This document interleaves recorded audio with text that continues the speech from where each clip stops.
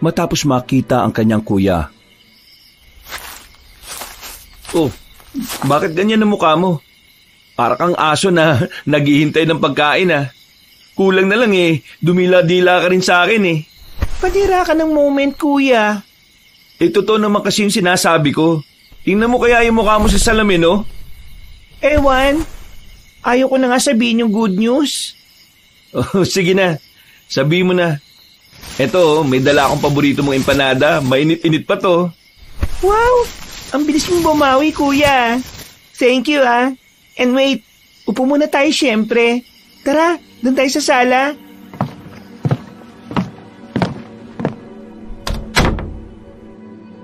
Sabay na nagtungo ang magkapatid sa sala at doon na nga nagpatuloy ng pag-uusap.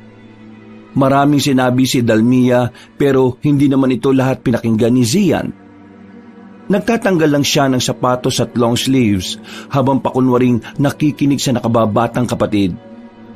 Pero sa huli ay naagaw na talaga ang atensyon niya nang banggitin ang tungkol sa mga kamag-anakan nila sa probinsya. Talaga? Tumawag sa'yo si Chang Ami? Oo, nagulat ka no? Hindi lang nagulat, gulat na gulat pa. Himala ba to o multo ba siya at nagparamdam bigla? Ano raw sabi? Uutang ba? Hindi kuya, nag-iimbita nga sa akin Kasal daw ni Kuya Juan, saka yung asawa niya. Sino ba napangasawa niya? Sino pa ba? Si Ate Mildred, yung patay na patay sa'yo noon. Oh, sila pala nagkatuluyan? Sigurado ba silang okay lang na nandun ako?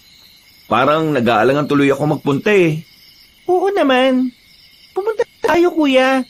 Namimiss ko na rin magpunta uli ron Makalangap lang ulit ng probinsya vibes.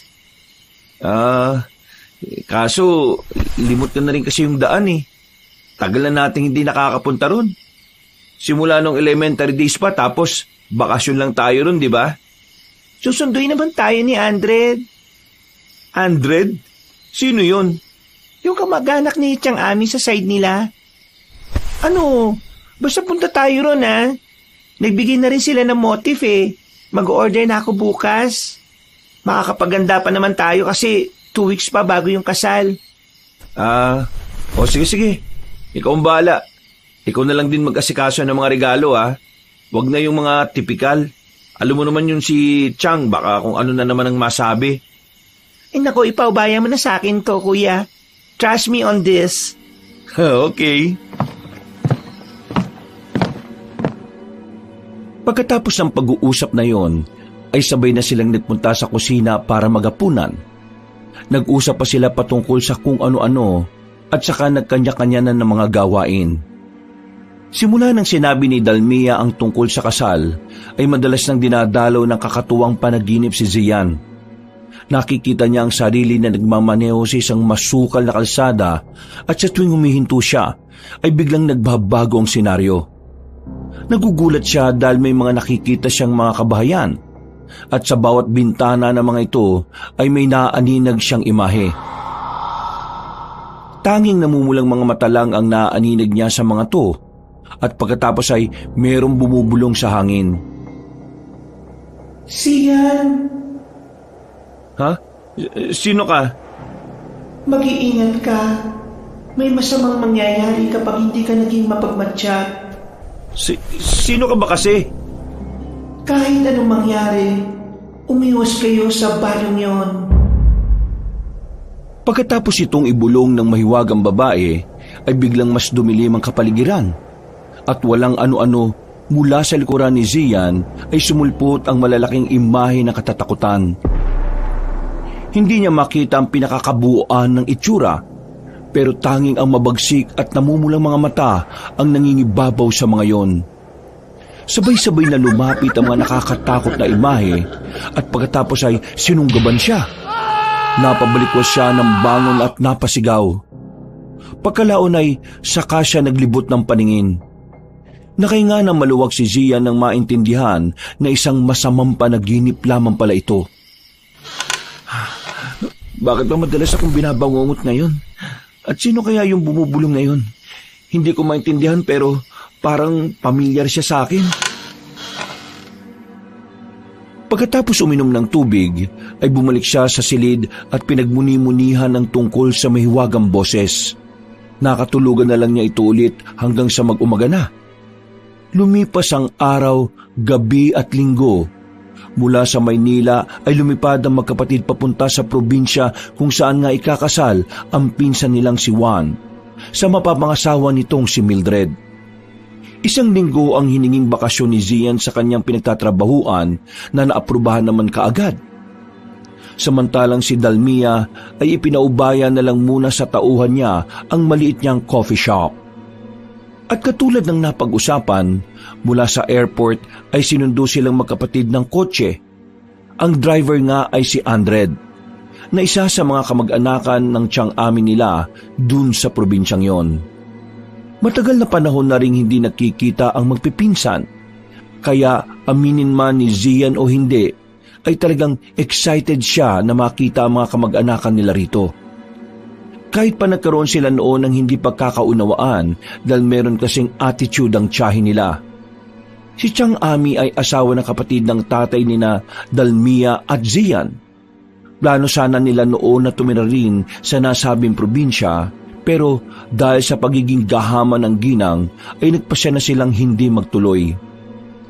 Nang mamatay ang tatay Abel at tiyo Cain nila, doon mas lalong tumindi ang samaan ng loob. Kaya itinuturing talaga na himala ni Zian ang tagpong ito na inimbitahan sila ng tiyahin sa kasal. Welcome back sa probinsya namin, Kuya Zian, Ate Dalmia. Grabe, ang pogit, ang ganda nyo na lalo ah. Baka imbis na matuwa si Chang, baka mainis lang yun kasi sa itsura nyo. Kahit simple lang ang dating nyo eh. Parang kayo pang may ganap kayo eh. Ikaw talaga, Andred. Makulit ka pa rin talaga eh, no? Real talk lang. Alam mo naman yung Chang natin, inggiterang malalayong kuis. Oh, di pa rin ba nagbabago si Chang Ami? Ay nako ate, himala na lang makakapagpabago ron. Sakim, madera, inggitera, at lahat na yata ng ere nasa taong yun. Ay nako, pasaway ka. Buti nga't inimbitahan kami. Nako ate, inaway-away kasi siya ni Kuya Juan. Dahil gusto talaga ng kuya na imbitado kayo kasi nga special day niya yun. Eh ang Chang natin magaling, nagbida-bida na naman. Sinabihan tuloy ng Kuya Juan na hindi naman siya ang ikakasal eh. Ayun, natameme ang Bruhilda. Yun ang bagong tawag namin sa kanya, Bruhilda.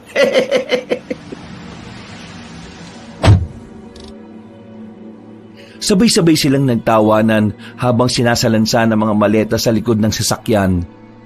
Makalipas ang ilang saglit, ay magkakasunod na silang pumasok sa kotse at lumabas ng airport. Nagpatuloy na ang biyahe.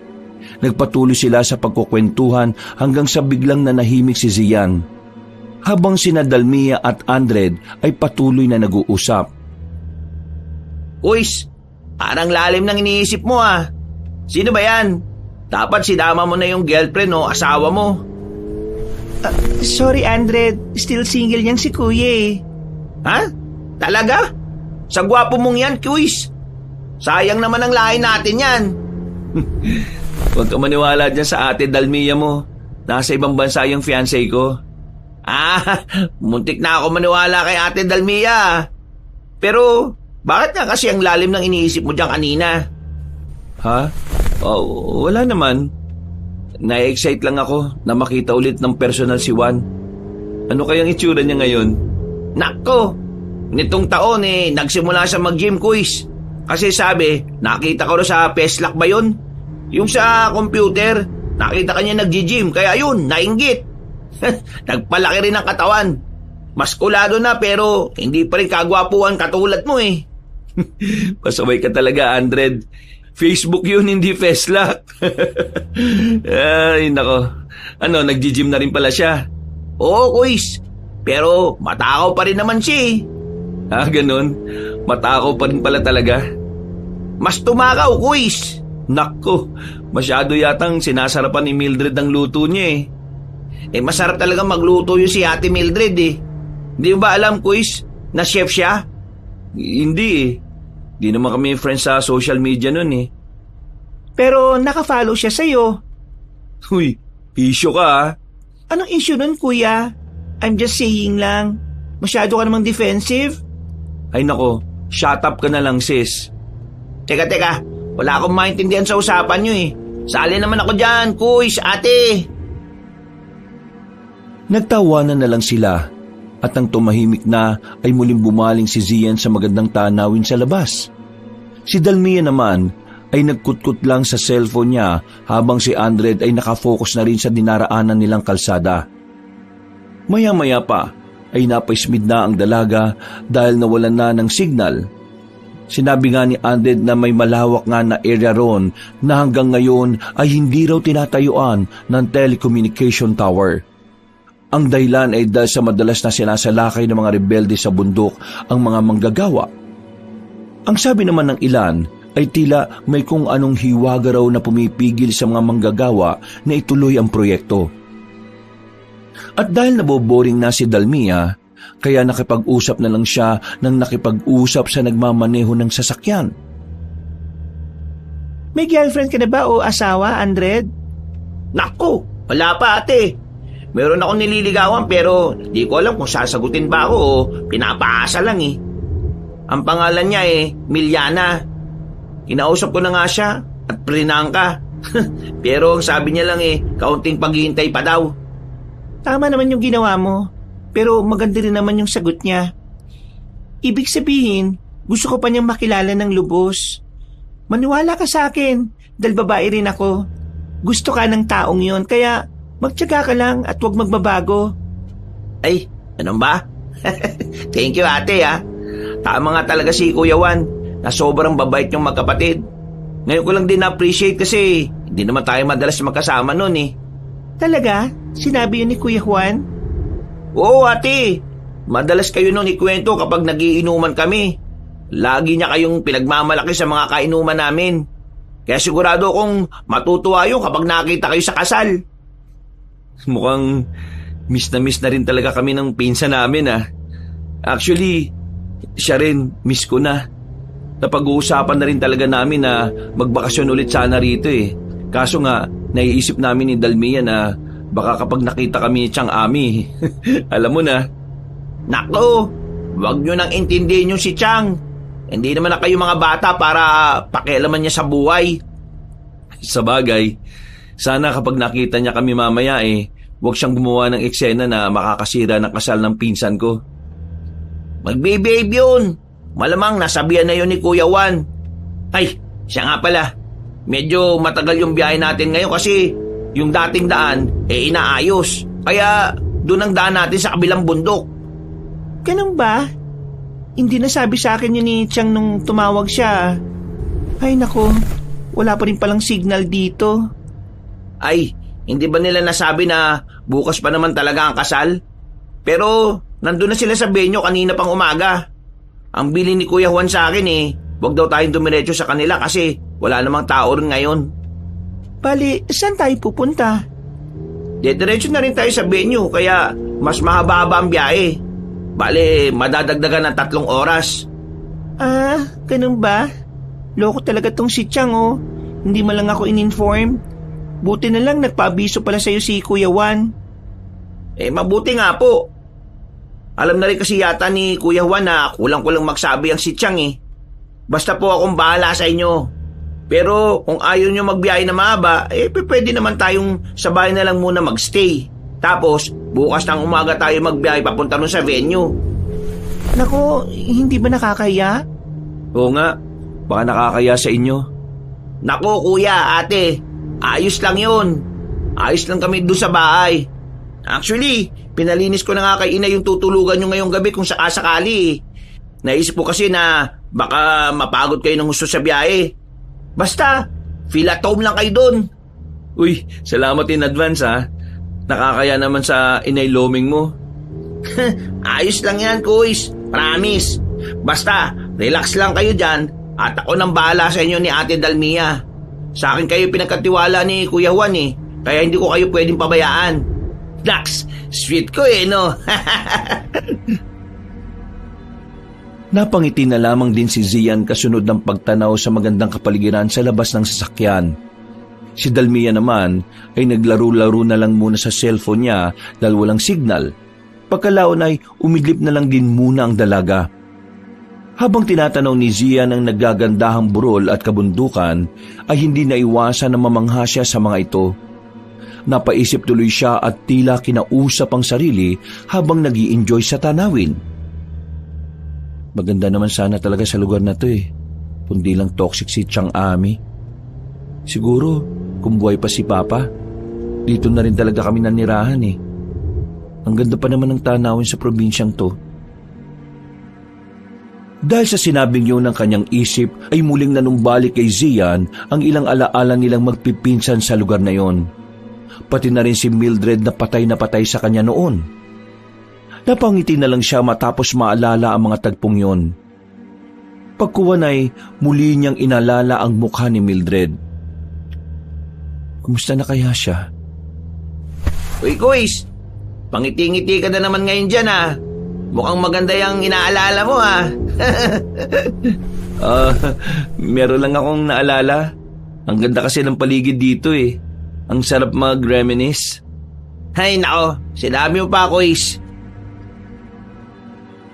Habang natutulog si Dalmia, ay marami pa silang napag-usapan. Kung ano-ano na ang narating ng kanilang kwentuhan. May sports, politika, outer space at kababaihan. Kaya di nila namalayan ang wagang boses na madalas niyang napapanaginipan bago magpunta rito. Hindi niya lang matukoy pero sigurado siyang pamilyar ang boses na yon. Pakiramdam niya ay matagal na niyang naririnig ang tinig na yon. Hindi niya lang maalala kung saan. Hindi na niya pinagtuunan ng pansin ang tungkol sa bagay na yon dahil pinakinggan niya ang mga kwentong aswang ni Andred. Naniniwala kasi ang binata, katulad ng mga sabi-sabi sa kanilang lugar na naglipa ng araw ang aswang dahil hindi pa rin naman ganoon kasibilisado ang probinsya. Eksakto naman 5:00 ng hapon ay nakarating na nga sila sa bahay ni na Andred na isang barangay lang ang layo sa bahay ni na Chang Ami. Pagtanaw ni Zian sa labas ng bintana ay tumambad sa kanyang paningin ang malawak na lupain. Pagbukas ng gate ay kaagad ipinasok ni Andred ang sasakyan at ipinwesto sa tamang parkingan. Ang laki na pala ng lupain nyo at ang daming bahay. Compound ito ng buong angka natin, Kuis. Gusto kasi ni Lola Basyang na magkakasama. Kaya yun. Si Chang, bakit ayaw dito? Alam mo naman yun, Kuis. Binigyan siya ng lupain dito pero nalilitan daw siya kaya umayaw. Iba talagang Chang Ami, no? Ay nako, sinabi mo pa. Nandito na ba tayo? Oo, ate. Katulad ng reaksyon ni Zian, namangha ng gusto si Dalmia habang patuloy na nakatingin sa compound na napuntahan nila. Nang patay na ni Andred ang makina ng sasakyan, ay lumabas na ito roon na sinundan na rin ng magkapatid. Sinundan lang nila ang binata hanggang sa makarating na sila sa mismong pinto ng magarang bahay. Sinalubong sila ng 2 babae at ang isa ay may edad na habang ang isa ay mas bata pa kay Andred. Nay, eto na po si Ate Dalmia at si Kuya Zian. Kuis, ate, si Inay, tapos itong pangit na batang to, bunso kong kapatid, si Moret. Magandang hapon po, Inay Loming at Moret. Magandang araw po. Natutuwa akong makita kayo ulit. Ang tagal din na panahon na nakauwi kami rito. Salamat po sa pagtanggap niyo sa amin, Matapos magkakilanlan, ay pumasok na nga silang lahat sa loob ng bahay. Paggala ng tingin ni Dalmia at Zian ay namangha sila sa ganda ng interior design ng bahay ni na Andred. Napakasimple lang kasing pumorma ng binata kahit ang buo nitong mag-anak, kaya hindi mahalatang may kaya sila sa buhay. Grabe, yayamanin naman pala kayo, Andred. Kontraktor ba ang Tiyo Gudo? Hindi naman kami mayaman. Sinwerte lang sa palayan. Saktuhan lang. Oh, dito na ang kwarto mo, Kuis. Tapos Ate Dalmia, yung sayo yung katapat. Relax lang muna kayo dyan, at magbibihis lang muna ako. Tatawagin ko na lang kayo kapag kakain na tayo ng hapunan. Matapos magkaintindihan, ay nagsarado kagad ng pinto ang dalaga. Si Zia naman ay saglit na inilapag ang maleta sa tabi ng kama, saka nahiga at pumikit. Nag-check siya ng cellphone pero sobrang hina ng signal kaya inilapag na lang niya ito. Pagkatapos noon ay nagpalit na rin muna siya ng damit na pambahay para mas maging komportable ang kanyang pagkilos. Pagiga ay nakatulog siya ulit at muli na namang dumalo sa kanya ang kakatuwang panaginip na katulad pa rin ng dati. Nakatayo siya sa tapat ng isang baryo at sa bawat bintana ay nakikita niya ang mga matang namumula. Habang naririnig ang mga ungol na parang sabik na sabik siyang atakihin. Zian? Sino ka ba? Bakit mo ko laging dinadalaw? Pinakikita ko sa iyo ang maaari mong sapitin, kaya umiwas ka sa kapahamakan. Ano bang ibig mo sabihin? Huwag na kayong tumuloy sa pupuntahan niyo dahil mapapahamak lang kayo. Pagkatapos sabihin ito ng mahiwagang tinig ng babae, ay biglang kumulog at kumidlat. Pagkatapos nang mapalingon ng binata sa mga kabahayan, ay nagulat siya dahil nasa labas na ang nilalang na kanina ay nakasilip lang sa bintana. Sa unang pagkakataon ay nakita niya ang nakakatakot na mukha ng mga yon, kaya nagimbal siya ng husto. Tumakbo siya ng tumakbo pero ang katawan niya naman ay hindi umaalis sa pwesto. Naabutan siya ng mga halimaw at sabay-sabay na hinawakan hanggang sa makorner siya. Nang dambahin siya ng mga ito, ay napabalikwas siya ng bangon matapos na maramdaman ang malamig na kamay sa kanyang muka. Kuya, binabangungot ka na naman yata. Umuungol ka eh. Mabuti na lang talaga at lumabas ako ng kwarto dahil kung hindi, baka kung ano na nangyari sa'yo. Hindi kagad nakapagsalita si Zian at doon na nga biglang nag-sink in sa kanya ang tungkol sa mahiwagang tinig. Naalala niya noon na madalas niya rin itong naririnig bago pa man masangkot sa aksidente ang mga magulang nila. Noon kasing 13 years old siya, ay pinaalbularyo siya ng ina dahil sa dalasang pagkakaroon ng hindi magandang panaginip. Nasabi nga na meron siyang isang gabay diwata na pinangalan ng Diwa. At simula nang painumin siya ng gamot para iwas bangungot, ay hindi na niya naririnig ang tinig. Ngayon na lang dahil nitong nakalipas lang, ay nakaligtaan na niya ang pag-inom ng gamot. Huwag mong sabihin na hindi ka na nagtitake ng gamot mo, ha? Ha? Oo eh. Mga 1 buwan na. Ano? Kuya naman, bakit mo naman ginawa yun? Nawawala sa isip ko eh. Kailangan natin bumili niyan ngayon. Baka lumala ka na naman. Naalala mo pa ba yung nangyari sa'yo noon? Namuntikan ka ng mamatay? Ayos lang naman ako. Saka na, pagkatapos ng kasal ni Juan. Huwag kang mag-alala. Dahil maghahanap din ako ng pharmacy drug na mabibilhan dito. Dala ko naman yung reseta ko eh. Napabuntong hininga na lang si Dalmia pero wala na rin naman siyang magawa. Makalipas pa ang ilang sandali ay tinawag na nga sila ni Andred para makapaghapunan. Nang nasa pagkainan na sila, ay sinabi na rin ni Inay Loming na mag-enjoy lang sila at wag nang mailang pa. Eksaktong 7:30 naman ng gabi ay natapos silang kumain. At dahil maaga-aga pa para matulog, kaya inaya muna ni Aldred ang magkapatid na tumagay kahit tig-2 bote lang ng beer. Hindi naman tumanggi ang dalawa dahil gusto rin nila ito para makatulog sila pare-pareho na mahimbing. Nag-inom silang 3 sa balkonahe sa 2 palapag ng bahay at masayang nagkwentuhan habang inuubos ang 6 na pirasong bote ng beer. Matapos ang masayang palitan ng mga kwento, ay nakaramdam na rin ng antok si Dalmia, kaya nauna na siyang magpaalam sa 2 lalaki.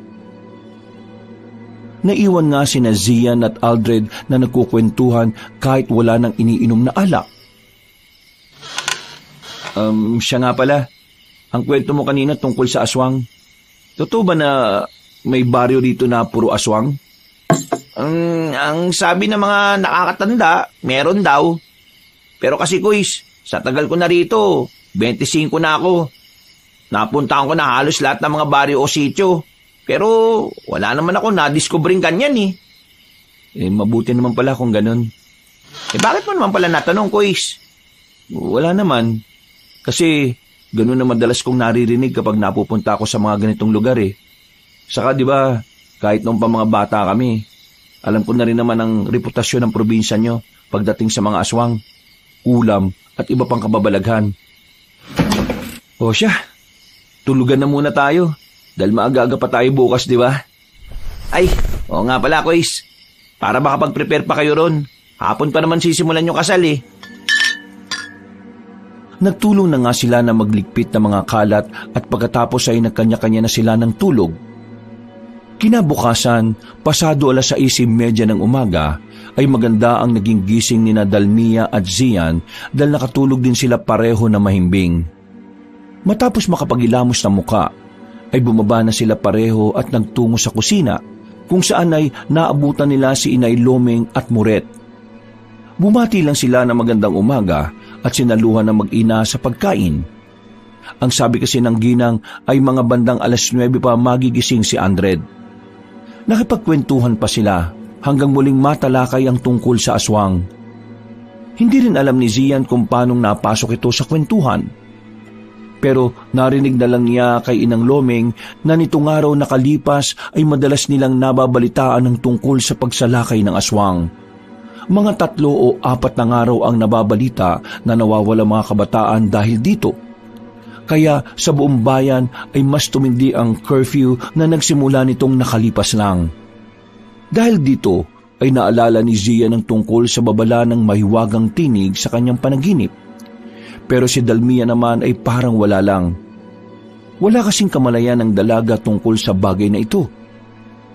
Sigurado ang matipunong lalaki na may katotohanan ng babalang yon. Dahil ganito rin ang nangyari bago maaksidente ang mga magulang nila at ang tiyuhin na asawa ni Chang Ami. Sana naman walang mangyari masama sa amin.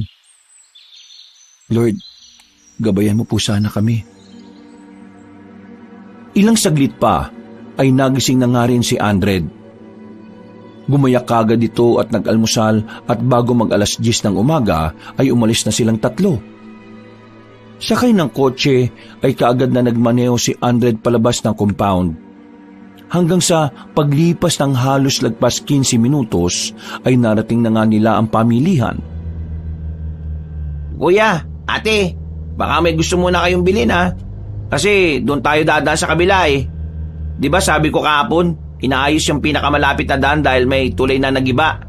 Hindi rin ako pamilyar sa dadaanan natin ngayon pero ang sabi sa akin ng mga kakilala ko, bukod sa walang signal wala raw halos kabahayan. Baka mauhaw o magutom kayo kasi mahaba ang biyahe natin Mas mabuting bumili na muna tayo ng mga ngata at saka inumin. Pagtango ng magkapatid ay lumabas na nga sila ng kotse para bumili ng kung ano-ano. Nag-ikot-ikot si Zian hanggang sa makakita nga siya ng mga panghimagas. Medyo maraming tao kaya ilang minuto rin silang naghintay bago makabili. Medyo nahirapan pa siyang makipag-usap dahil ang nagbebenta ay hindi marunong sa salitang Tagalog. Mabuti na lang ay merong isang batang lalaking edad 12 anyos na bumili rin at parehong nakakaintindi ng Tagalog at salitang ginagamit sa probinsya. Dahil doon ay nabili rin ni Zia ng gusto niyang panghimagas. Nagpasalamat din siya sa batang lalaki bago umalis doon. Babalik na sana siya sa kotse pero naisip niyang libutin muna ang pamilihan. Baka sakaling may mabili ako mga souvenir. Maaga-aga pa naman Pagkakita niya sa tindahan ng mga souvenir, ay nagpasya siyang bumili ng damit para merong remembrance kapag bumalik na sila ng Maynila. Namili na rin siya ng mga keychain para ipasalubong sa mga kakilala. Sinamahan na rin niya ng tsinelas para meron siyang magamit at hindi siya palaging nakasapatos. Nang mabili na ang dapat na mabili, ay nagmadali na siyang pumunta sa parking area. Nakita niyang nakasimangot na si Dalmia sa kanya, kaya nagmadali siyang pumasok sa loob ng sasakyan. Bumili pa kasi ako nitong mga t-shirt saka keychains. Ipapamigay ko sa mga katrabaho ko pag uwi natin na Maynila. Kuya, 1 linggo pa naman tayo rito Okay na, huwag ka na magalit. Andred, Sige na, mag-drive ka na. Excited na tong kapatid ko eh. Kala mo eh, siya yung ikakasal. Napangiti lang si Andred at nagsimula na ngang magmaneho ng sasakyan. Paglagpas ng pamilihan ay lumiko na kagad sila sa sinasabing luma at mahabang daan. Sa bukana pa lang ay masasabing liblib na nga talaga ang lugar. Kaya tila biglang kinutuban si Zian. Subalit ipinagsawalang bahala niya lang ito dahil may tiwala naman siya kay Andred. Medyo creepy nga yung daan Kahit maliwanag, masyado kasing liblib Wala bang nagtitrim ng mga puno-puno rito para naman medyo maliwanag at maaliwalas? Wala ate. Ang totoo niyan, mag-iisang buwan pa lang talagang nagagamit tong daan na to. Simula nung nasira yung sa kabila. Marami nga nagsasabi na ang creepy. Kaya hanggat maaari iwas na iwas ang marami ditong dumaan Kahit sino naman siguro, iiwas sa ganitong klase ng daan. Hindi na umimik si Zian. Tumingin-tingin lang siya sa mga kapunuan habang patuloy ang pagdadrive ni Andred. At ilang saglit pa nga ay meron silang namataan na batang lalaki na may bitbit na 2 malalaking supot. Ito yung batang lalaki na tumulong kanina kay Zian habang bumibili siya ng panghimagas. Nang makita niyang tila hirap na hirap ang kawawang bata, ay pinahinto niya si Andred na nagtataka naman. Ihinto mo, sige na. Kilala ko yung batang yan. Sigurado ka, Kuis? Oo. Lumagpas lang sila na kaunti sa batang lalaki at pagkatapos ay huminto na nga ang sasakyan. Dali-daling bumaba si Zian at nilapitan ng batang lalaki na tila nagulat at natakot. Huwag kang matakot sa akin. Tandaan mo pa ba ako? Ako yung tinulungan mo kanina na bumili doon sa tindahan ng pangimagas. Opo. Namumukhaan ko po kayo. Bakit po? Ako pala si Zian. Kuya Zian. Ikaw naman? Gaza po. Ano pong kailangan nyo, kuya? Wala naman akong kailangan. Gusto mo ba na umangkas na lang sa amin? Mukhang mabigat yung dala-dala mo At papunta ka rin sa dadaanan namin. Halika na. Sumabay ka na muna sa amin para hindi ka na mahirapan. Ay, hindi na po, kuya. Sige na. Please. Mukhang mabigat kasi yung dala mo Tulong ko na rin dahil sa ginawa mo kanina. Huwag kang mag-alala dahil hindi naman kami masasamang tao Yung nagmamaneho ng sasakyan, taga rito lang din yan. Kami lang ng kapatid ko yung dayo rito. Atin kasi kami ng kasal ng pinsan ko Doon pa sa kabilang ibayo. Ganun po ba? Oo. O ano? Tara na. Sige na nga po. Dahil mapilit ka po. Pero doon lang po ako bago sa pagliko pa kaliwa Kasi sabi niyo po, di ba, didiretso kayo? Sige. No problem. Pagkasakay ng batang lalaki ay kaagad na pinaandar ni Andred ang sasakyan. Napatingin naman si Dalmia sa batang lalaki at tila kakaiba ang pakiramdam niya sa batang ito. Kung titingnan kasi ay parang kakaibang bata si Gaza. Bukod sa maputla at mapayat, ay parang may kung ano siyang amoy na hindi maintindihan. Hindi na lang pinahalata ng dalaga dahil ayaw niyang mailang ang batang lalaki. Ibig mong sabihin, kung dito ang daan mo may mga kabahayan din sa banda rito? Opo, meron pong baryo sa banda rito pero looban pa po looban pa. Kasya naman ang sasakyan. Opo, pero medyo lubak na po yung daan doon at saka pataas. Kaya okay lang po kahit sa bukana na lang po ninyo ako hihatid. Naku, hindi. Ihatid ka namin mismo doon sa baryo nyo. Di ba, Andred? Okay lang naman basta kaya ng sasakyan. O, di ba? Sabi ko sa'yo Kaya huwag ka nang mahiya. Sigurado po ba kayo? Oo naman. Ako, hindi ako sigurado, kuya. Baka mali tayo sa kasal Nakakaya naman kung aasa tayong very important person doon, kuya. Ikaw naman. Hindi naman tayo abay sa kasal Invited lang naman tayo. Maniwala kayo sa akin. Makita lang tayo ni Juan na mag-attend masayang-masaya na yon. Ay nako, bahala ka na nga. Yan ka na naman, kuya Pala desisyon ka mabigat nga kasi itong dala ni Gaza. Saglit lang naman yun Wag na po kaya, kuya. Nakakaya naman sa kanila eh. Ay nako, huwag mong intindihin yung mga yan. Magtiwala ka sa akin, Gaza. Ihahatid ka namin hanggang sa inyo. Di ba, Andred? Siyempre. Kaya relax ka lang dyan, Utoy. Nagpatuloy na nga sila sa biyahe habang nag-i-enjoy si Zian na kausap si Gaza. Natutuwa siya dahil madaldal rin ng batang lalaki na talagang sumasagot sa lahat ng mga tanong niya. Matagal ka na bang nakatira sa baryo nyo? Opo, doon na po ko lumaki. Parang liblib tong lugar nyo ah. Hindi ka ba natatakot? Sanay na po ako.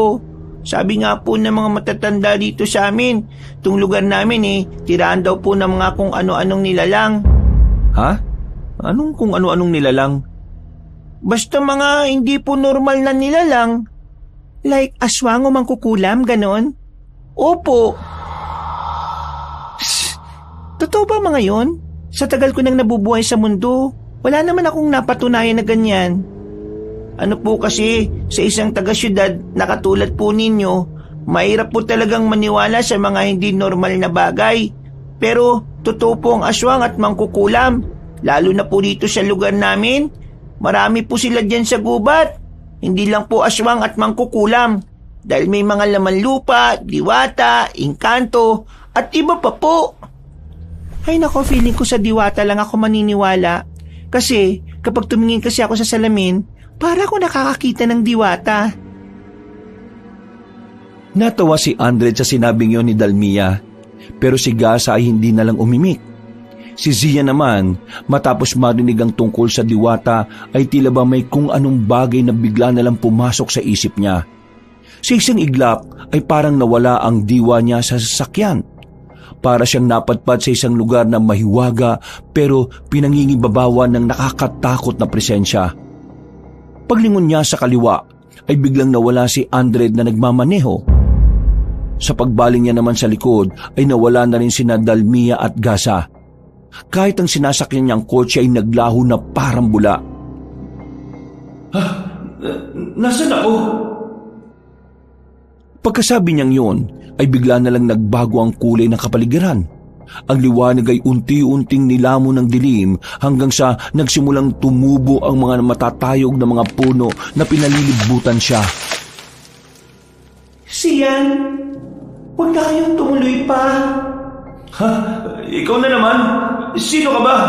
Bakit ayaw mo magpakita sa akin? Hindi na ako maaaring magpakita pa sa iyo dahil sa oras na gawin ko yon. Ito na rin ang huli nating pagtatagpo. Bakit ayaw mo pakilala sa akin? Sino ka ba talaga? Ako si Diwa, ang iyong gabay. 2 beses na tayo nagtagpo.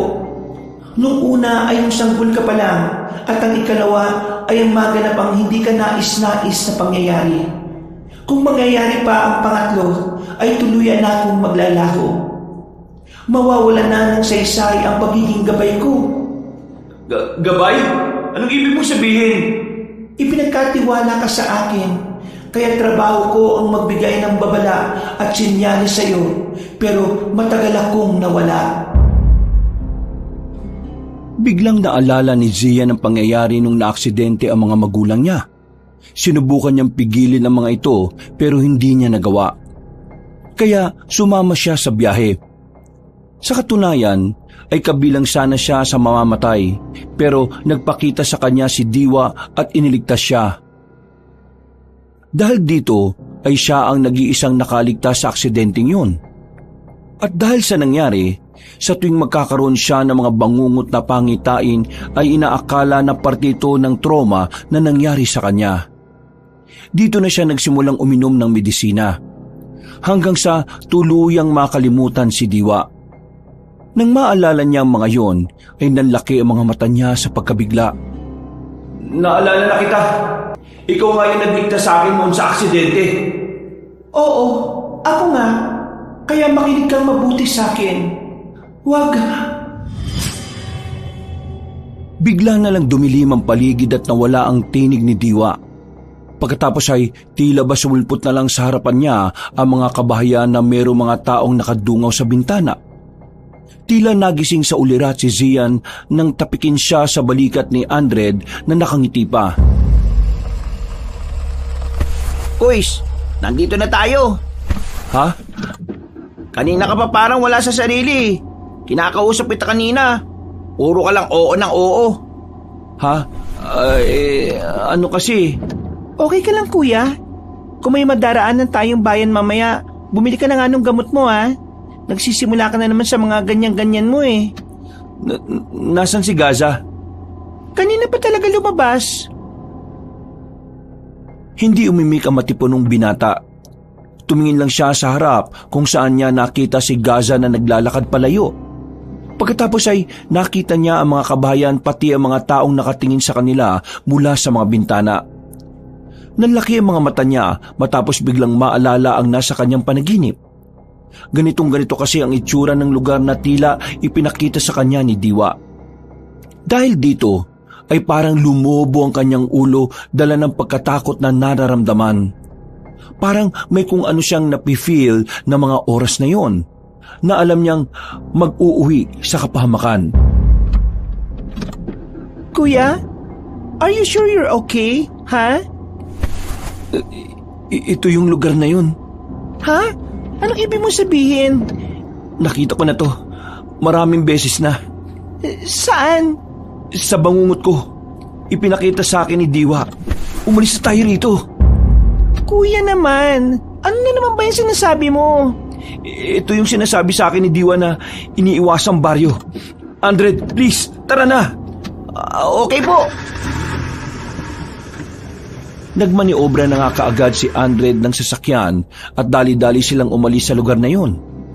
Nakahinga sila pare-pareho ng maluwag nang makabalik na sa kalsada. Habang nagpapatuloy ang pagtahak nila sa daan, ay tila nilamon sila ng katahimikan. Hanggang sa umuga ng malakas ang sasakyan at biglang gumiwang-gewang. Anak ng yawa naman oh! Ano bang nangyari, Andred? Pumutok yata yung gulong sa likod eh. Uy, malas naman ko iso. Nasaan na ba tayo banda? Hindi ba tayo masyado nakakalayo rin sa sinasabi mong iniiwasang baryo, kuya? Diyos ko po, dapat makalis na tayo dito sa lugar na to. Baka magkatotoo na naman yung sinasabi ni Diwa. Kuya naman, natatakot na ako sa mga sinasabi mo ha. Sino ba yung Diwa na yan? Can you please tell me what's going on here? Sinabi ko na to sa'yo noon, nung mga bata tayo, pero hindi ka naman naniniwala sa akin eh. Malamang, mga bata pa tayo noon, kaya hindi ko naman din matandaan yun, kuya. Sabihin mo na, ano ba kasing nangyayari dito? Siya yung nagbababala sa akin noon na maaksidente sila mama at papa at tiyo. Nitong bago tayo pumunta rito, palagi na rin siyang ulit nagpapakita sa panaginip ko. Pinakita niya yung baryo na yun. Ang sabi niya, umiwas tayo ron dahil... Dahil? Mapapahamak tayo. May mga nakita kong aswang sa lugar na yon. Baryo yon ng mga aswang, kaya kailangan na natin magmadaling makalis dito. Namilog naman ang mga mata ni Dalmia at Andred pagkarinig sa sinabing yun ni Zian. Nangamba rin sila dahil kung may katotohanan ng sinasabi ng matipunong lalaki, sigurado nga na delikado at alanganin ang mga buhay nila ngayon. Kagad kinuha ng dalaga ang cellphone at naghanap ng mainam na signal. Nang makita na, ay sinubukan niyang tawagin ng kahit na sinong kontak. Kaya lang ay kusang nagda-drop ang call dahil sa hina ng signal. My God, ano ba to? Walang tutulong sa atin dito, Kuya Zian. Anong gagawin natin? Andred, please, ayusin niyo na yung gulong habang maaga pa. Pinilit tumawa ni Andred dahil gusto niyang maging light lang para sa kanila ang mga pangyayari. Kita na kasi niya ang tensyon sa itsura ng magkapatid. Samantalang si Dalmia ay humanap ulit ng pwesto hanggang sa magkaroon ng 2-signal bar. Dali-dali na lang siyang nag-text kay Kuya Juan para ipaalam na naflatan sila ng gulong at kailangan nila ng tulong. Bago mawala ng signal ay ipinaalam na rin niya na nasa lumang daan sila, malapit nga sa kinaroroonan ng iniiwasang baryo. Ilang minutong inangat ng dalaga ang kamay para makasagap ng mainam na signal, habang ang dalawang lalaki naman ay madalian na binaklas ang gulong na na-flat. Yes! Nasend na guys kay Kuya Juan. Siguradong may darating ng tulong sa atin. Ate, sana ma-realize mong nasa kasal ngayon si Kuya Juan. Bababasa niya pa yung text mo. Posibleng mamayang gabi o baka bukas na. Ay, shucks! Habang natataranta ang babae ay nag-focus naman na ang dalawang binata sa pag-aayos ng gulong. At sa kinamalas-malasan nga naman nila, ganun na lang ang gulat ni Andred nang makita na flat din ang ekstrang gulong. Manong, sigurado akong hindi flat to eh. Chinek ko ba to kanina bago tayo umalis eh? Baka may ginawa yung batang yun.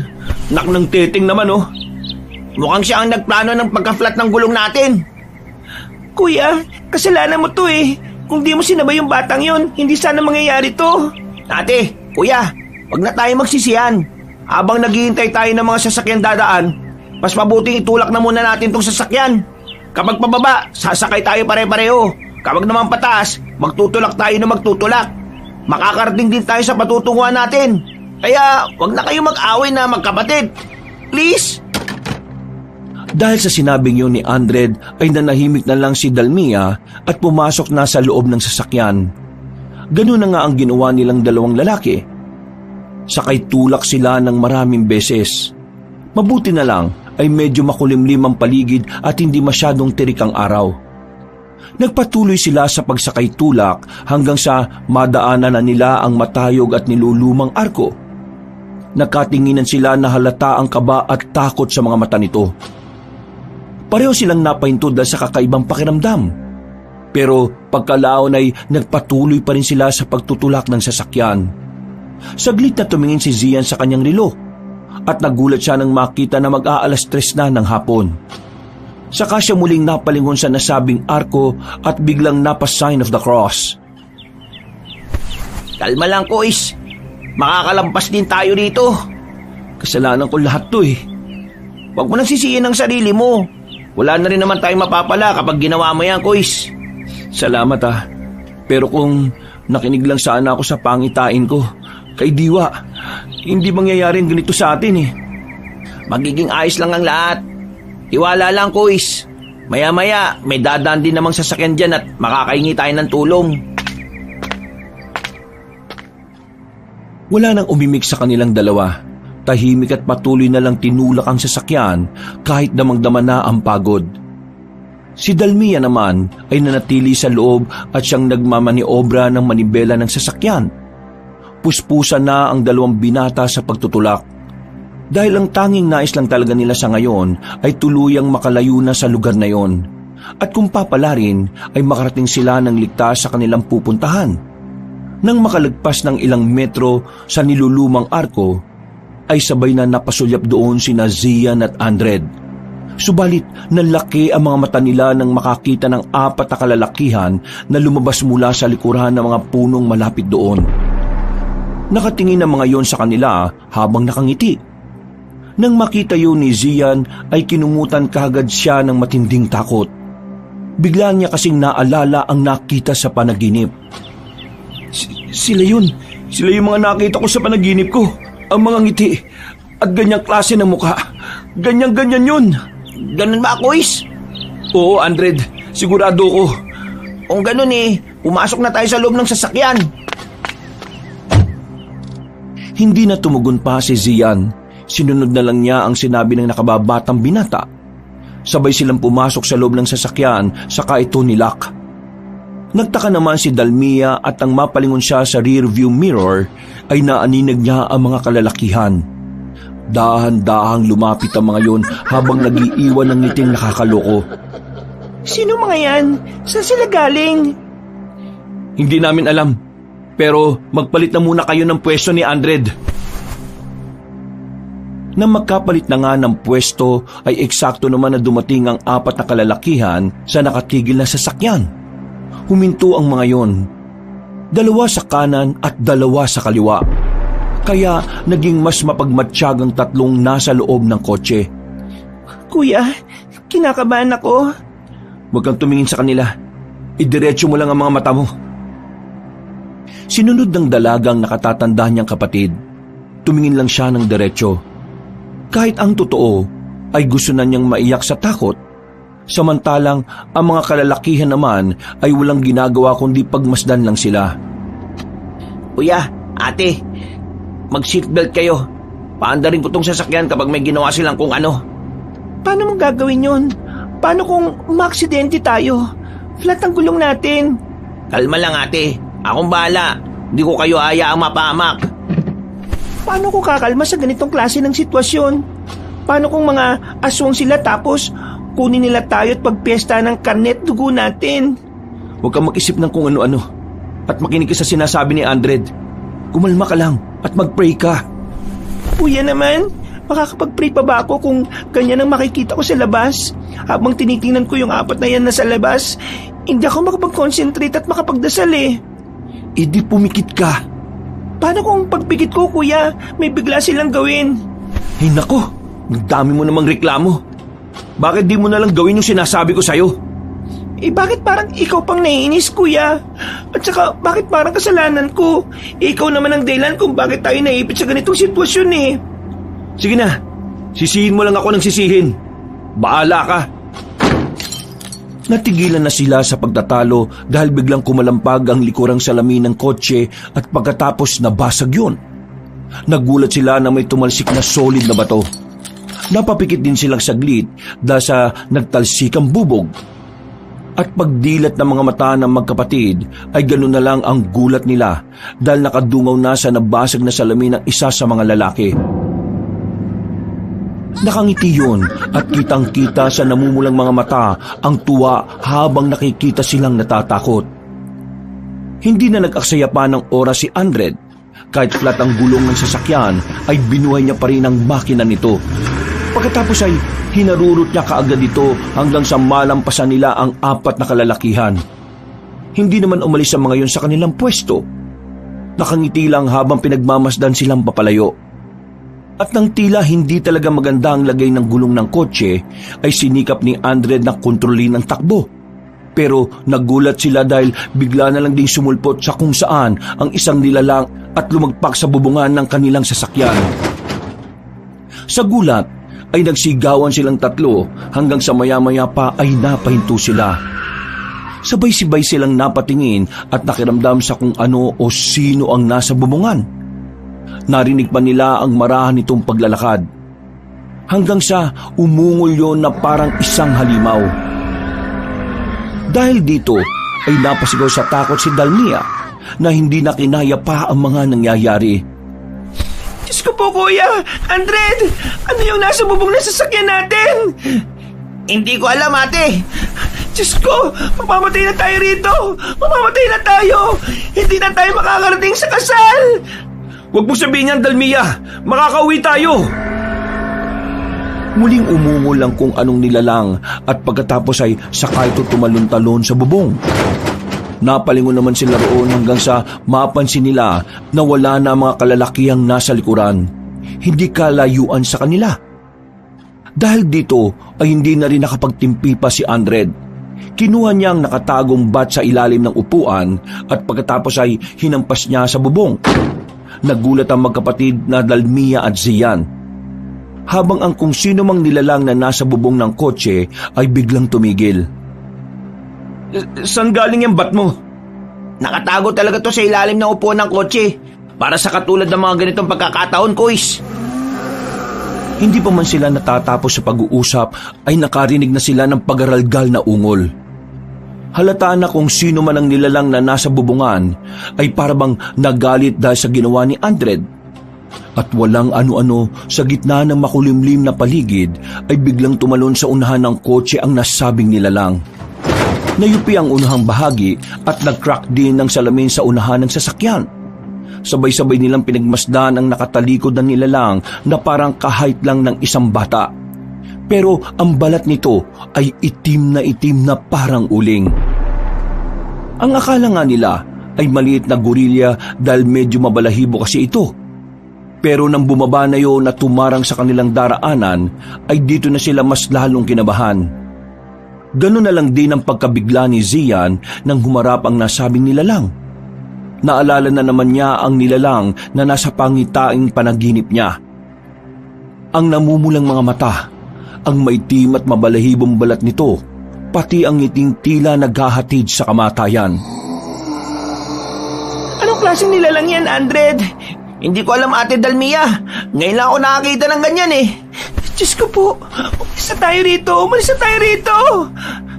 Yan yung nilalang na pinakikita sa akin ni Diwa. Aswang! May aswang kahit hapon pa lang? Natigilan na ang dalaga dahil narinig nila ang pagaralgal na ungol ng nasabing nilalang. Pagkatapos noon ay tumitig yon sa kanila ng tila nanlilibak. Si Andred ay pinaandar uli ang sasakyan kahit flat ang gulong. Sinubukan niyang bundulin ang halimaw na nasa harap nila at nagulat silang tatlo dahil walang kahirap-hirap nitong napigilan ng kotse. Pagkatapos ay umangil na naman ang nakakatakot na aswang. Dahilan para mas lalo silang magimbal. Hinawakan nito ang unahan ng kotse at piniga ito. Dahil doon ay lalong natakot ang tatlo. Lalo na nang makita nila ang nasabing nilalang na tuwang-tuwa at naglalaway pa. Diyos ko po, Andred! Bilisan mo na, please! Bungguin mo na yung halimaw na yan! Malakas siya, ate! Pinipigilan niya ako! Ilang saglit pa ay naramdaman na nila na tila umuuga ang sasakyan. Hanggang sa unti-unti itong umangat. Pagtingin nila ulit sa nasabing aswang ay tuwang-tuwa pa rin ito habang patuloy na naglalaway. Inaangat niya yung sasakyan! Patay na tayo rito! Buksan niyo yung pinto! Tatalon ako! Mamamatay na tayo dito, kuya! Huwag mong sabihin yan! Diyos ko po! Bilisan niyo na, guys!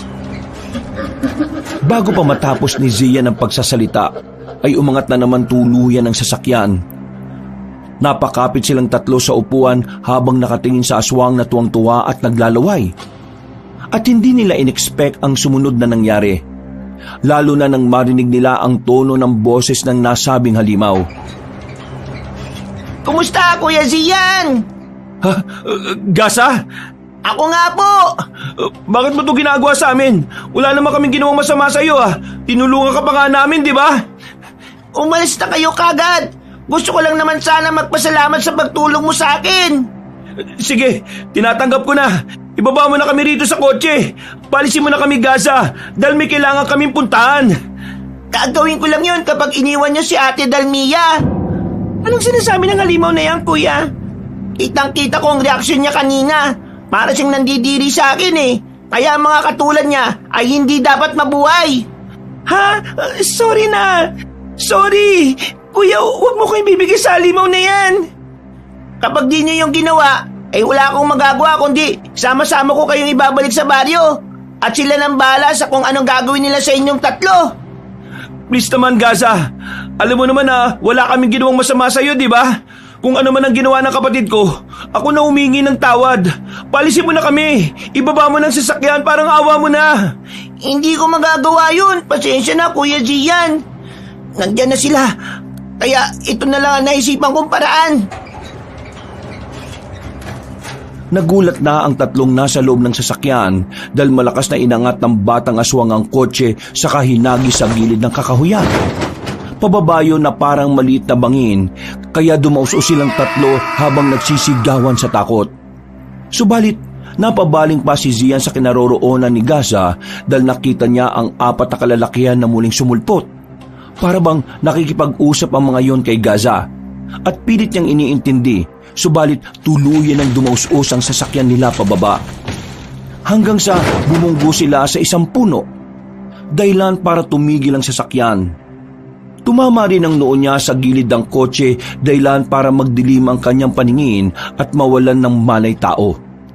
At habang walang malay tao, ay tila napunta na naman siya sa isang dimensyon kung saan nakikita niya ang malabong presensya ni Diwa. Nasaan ako? Pinalaanan kita, Zian.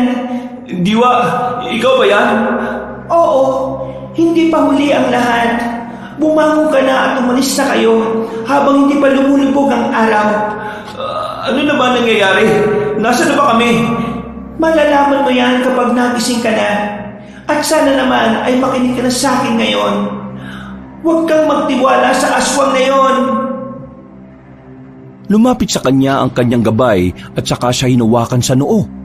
Dahil doon ay napabalikwas siya ng bangon at ganoon na lang ang gulat niya matapos maabutan ng sarili na nakatago sa bukana ng isang maliit na kuweba.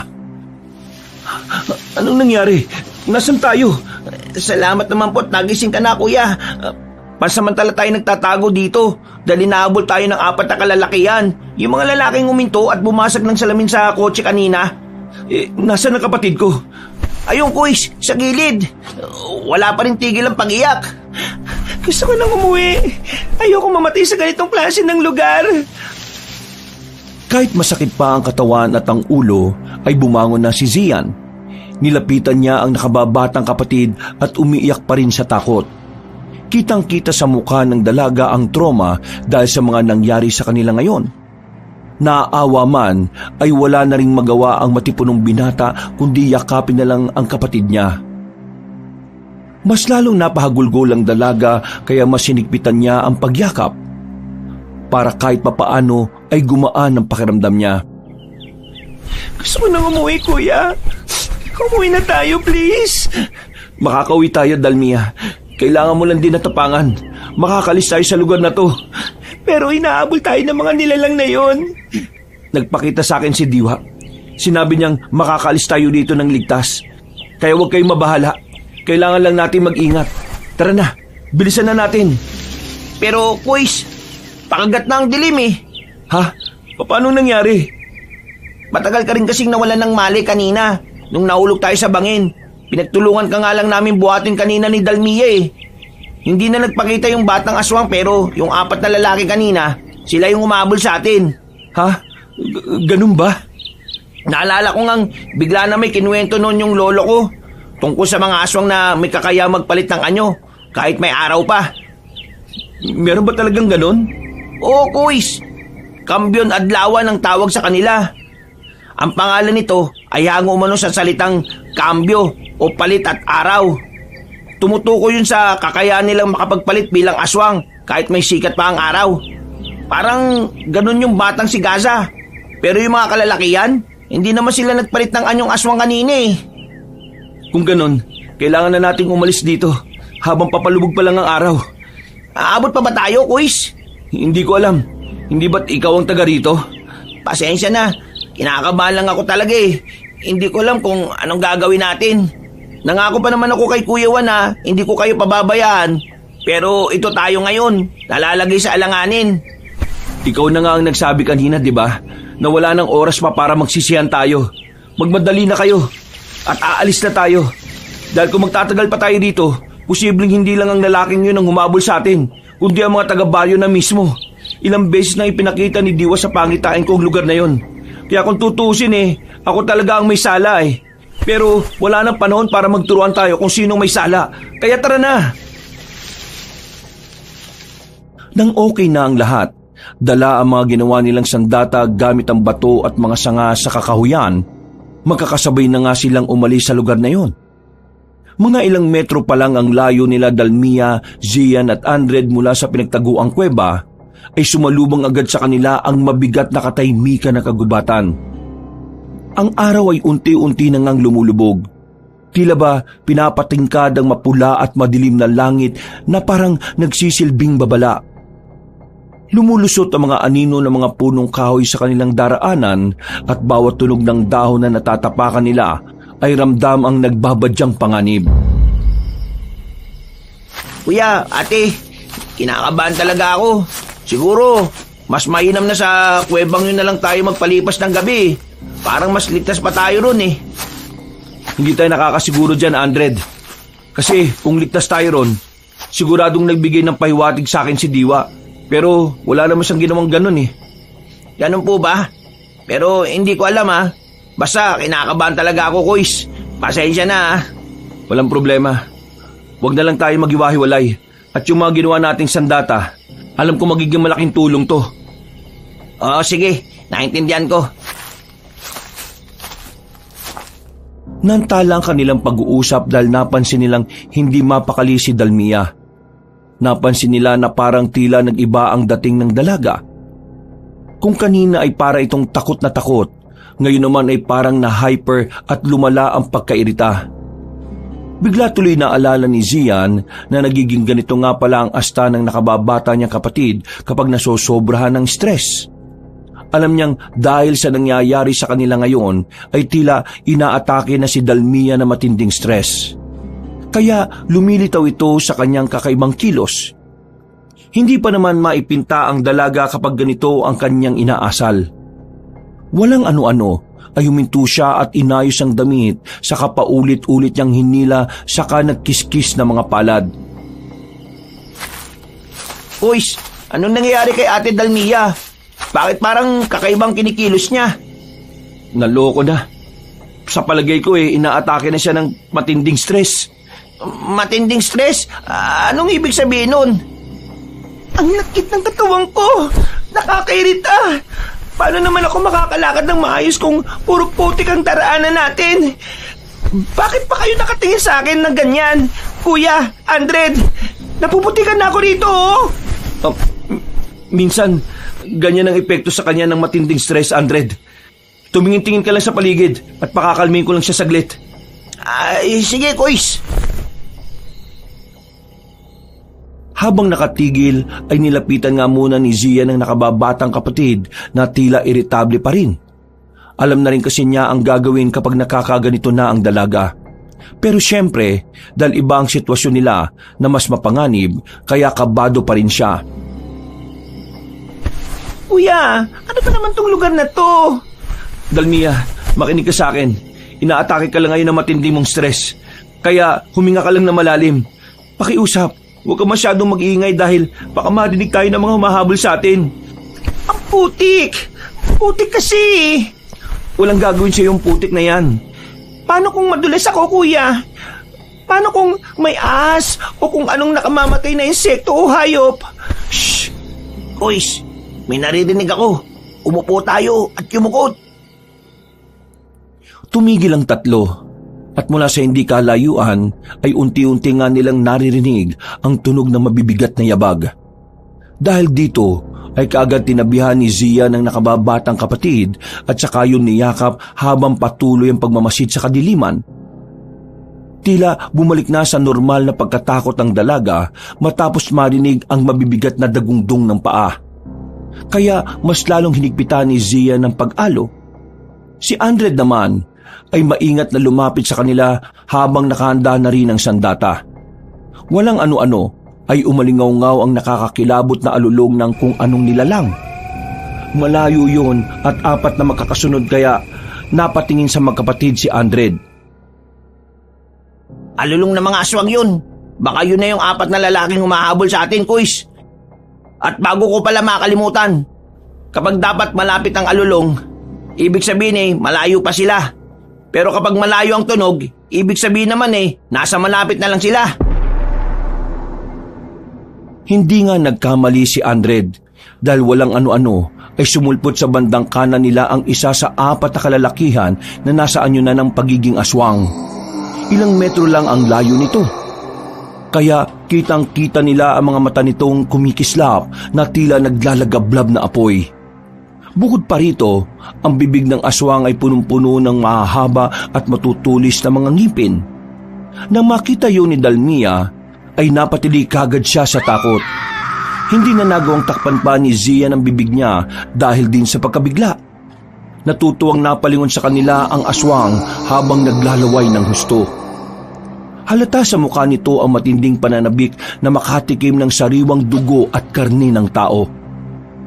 Wala nang inaksayang oras sina Zian at Andred. Tumakbo sila habang akay-akay si Dalmia na tili ng tili dahil sa takot.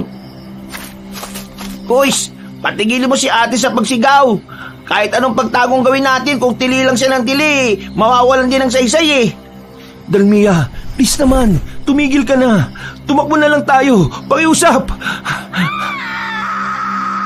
Hindi nakinig si Dalmia. Dahil habang hatak-hatak siya ng kanyang kuya, ay sigaw pa rin siya ng sigaw na parang walang pakialam. Tila naghalo na rin kasi ang epekto ng takot at stress sa sistema ng dalaga. Kaya naman ganun na lang ang kanyang reaksyon. Dahil dito ay hindi na rin talaga nakatiis si Andred. Tumigil siya na ikinagulat naman ni Zian habang ang dalaga ay patuloy sa pagsigaw. Ang aswang naman na humahabol sa likuran nila ay papalapit na ng papalapit. Uys, pasensya na itong gagawin ko.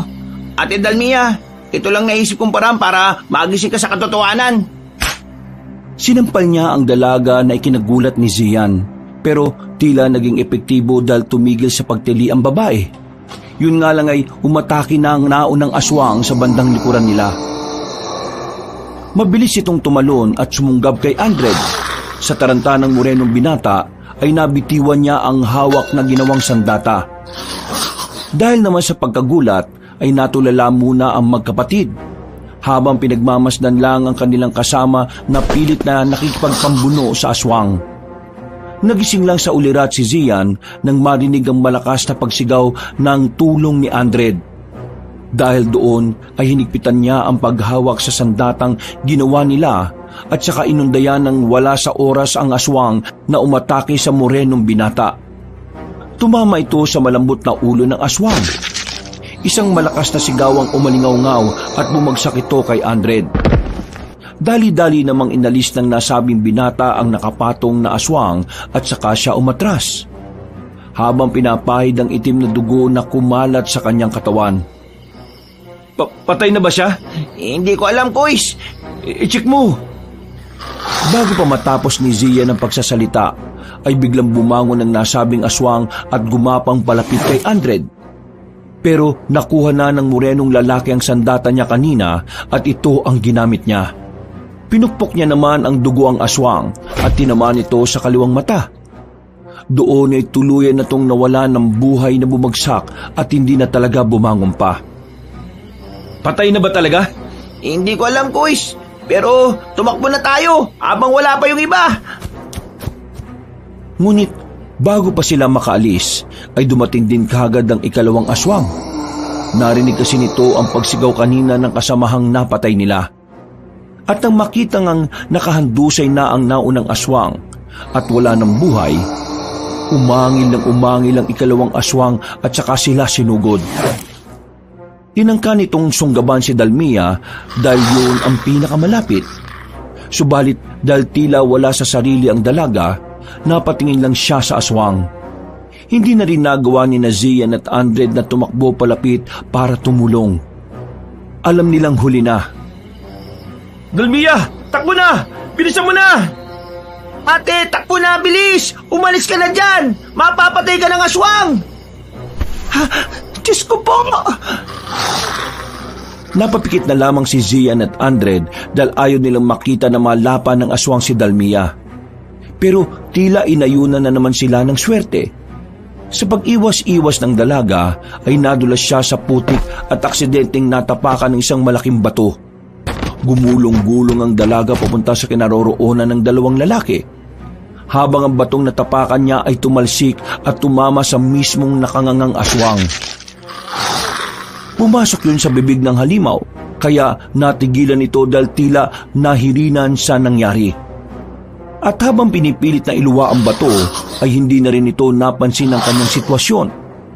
Nang mapatapak sa putikan, ay saka rin ito dumaus-us palapit kina Zian at Andred. Nang makita yun ng dalawang binata, ay wala na silang inaksayang oras. Pinag-ahampas kagad nila ang nasabing aswang. Hindi na nila ito hinayaang makapalagpa. Sinunod-sunod nila hanggang sa mapatay nito ng tuluyan.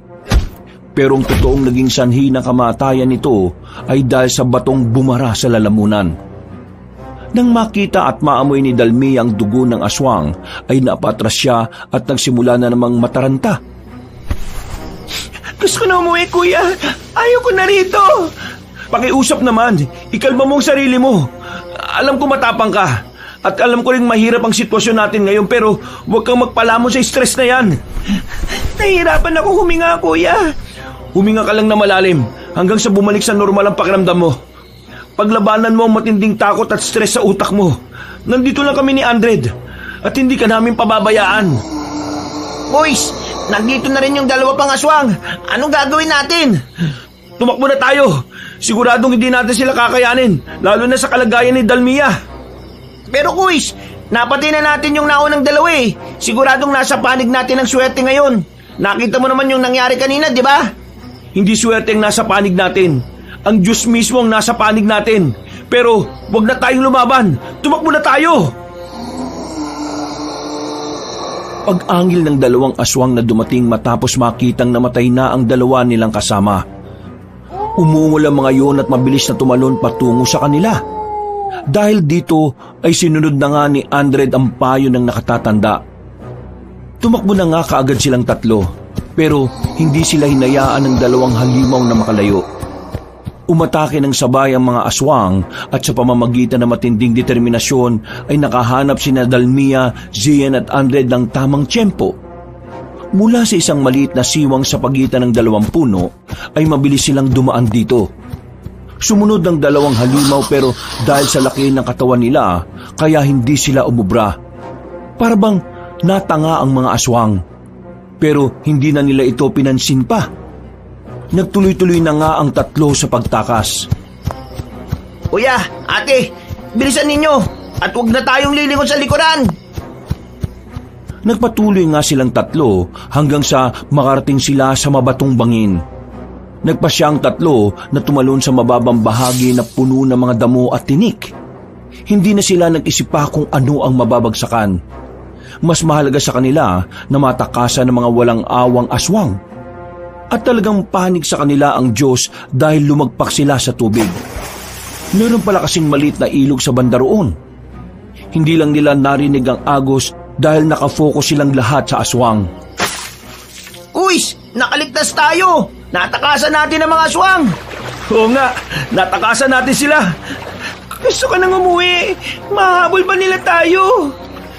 Huwag kayo mag-alala, Kuys, ate. Dahil hindi naman na nakakatawid ang mga aswang sa kabilang parte ng tubig. Siguradong malayo pang makikita nilang lupa at sa mga oras na yon, posibleng nakalayo na tayo. Dahil sa sinabing yun ng binatang moreno, ay tila nakahinga ng maluwag ang magkapatid. Pero hindi pa rin sila ligtas dahil nasa parte pa rin sila ng baryo ng mga aswang. Samantala, mula naman sa taas at dahil na rin sa paglitaw ng buwan, ay nakita nila ang dalawang aswang na galit na galit. Pagkalaon ay umatungal ang mga yon habang hindi makababa ng mabilis.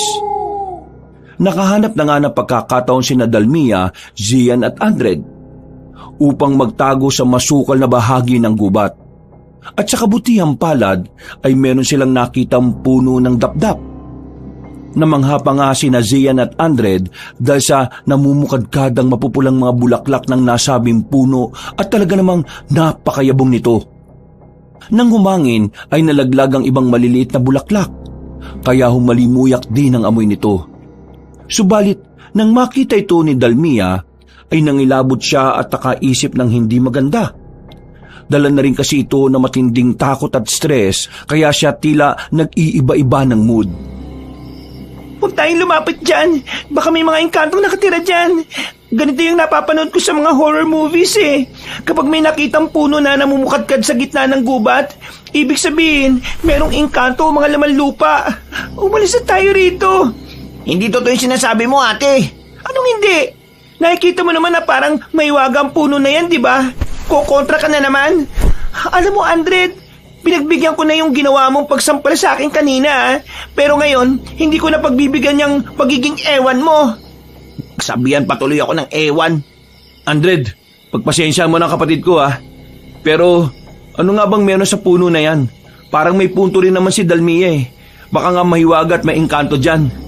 Walang engkanto dyan, Kuys. Maniwala sana kayo sa akin ni Ate Dalmia. Ang totoo niyan, ang tawag sa punong yan dap-dap. O mas kilala sa inyo sa Tagalog na coral tree. Bibihira na makakita niyan sa kakahuyang katulad nito. Pero ang natatandaan kong kwento tungkol dyan, iniiwasan ng puno na yan ng mga aswang at ng iba pang masasamang elemento. Bukod kasi sa kulay pulang bulaklak na pantaboy sa masasamang elemento, ang bulaklak kasi niyan parang palaso o sisidlang apoy na kung saan ayaw na ayaw ng aswang. Ang ibig mong sabihin, kapag nasa silong tayo niyan ligtas tayo? Ganun na nga, Kuys. Nakakasiguro ko dun. Kasi nung buhay pa yung lolo putol ko, paulit-ulit niyang kinukwento nun yun. Ang sabi pa nga niya, noon daw ginagamit ang bulaklak niyan bilang panggamot sa lagnat at sakit ng katawan. Naniniwala ako sa sinasabi mo. Kaya dito na muna tayo magpalipas ng gabi. Pagsikat ng araw, saka tayo lalarga. Total, wala na rin naman tayo magagawa dahil hindi na tayo makakapunta sa kasal ni Juan Sigurado sa mga oras din na to posibleng pinaghahanap na nila tayo. Maghintay na lang tayo ng tulong. Ayoko na magstay dito, kuya. Hindi ako komportable. Gusto ko nang umuwi. Pakiusap, umuwi na tayo. Dalmia, please naman, makinig ka. Kapag pinilit mong umuwi, baka hindi na talaga tayo makauwi pa. Nagigets mo ba yung sinasabi ko? Basta gusto ko nang umuwi ngayon, kuya. Ayaw ko nang bumalik sa lugar na to. Umuwi na tayo ng Manila kung gusto mo nang mamatay, Ate Dalmia. Sige, ipagpilitan mo yung gusto mo. Hindi ka namin pipigilan sa gusto mo. Sige na po, alis na. Dahil sa sinabing yun ni Andred, ay biglang natamimi ang dalaga. Pagkalaon ay para yung bata nang ngumuso at saka umiyak ng umiyak. Lumapit naman kaagad si Zian para aluin ng kapatid na hindi na maintindihan ang takbo ng mood. Mabuti na lang din ay napakalma niya ang dalaga hanggang sa makatulog lang ito sa bisig niya. Maya-maya pa ay isinandal na lang niya sa gilid ng punong dapdap si Dalmia. Pagkatapos ay lumapit naman si Andred na tila nakokonsensya sa mga nasabi kanina. Uys, pasensya na sa mga nasabi ko kay Ate Dalmia kanina. Naintindihan naman kita eh, lalo na sa sitwasyon natin ngayon. Pasensya na rin sa inasal niya. Ganyan talaga siya kapag nasosobrahan siya sa stress. Nagiging ewan ng ugali niya. Nung una rin nauubos ang pasensya ko sa kanya . Pero nung pinayuhan ako ng doktor na hindi makakatulong ang ganon, nagtiyaga ako sa tuwing dumadaan siya sa ganyang sitwasyon. Nagpapasensya talaga ako. Kumpara kasi sa akin, mas madali siyang matrigger. Kaya kailangan talaga ng mahabang pasensya. Naintindihan ko rin naman, Kuis.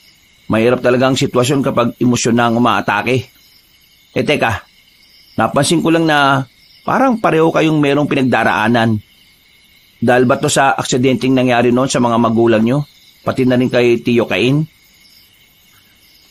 Oo, dahil nga to sa trauma ng aksidente kay nanay at tatay. Yun ang sabi ng doktor sa amin noon.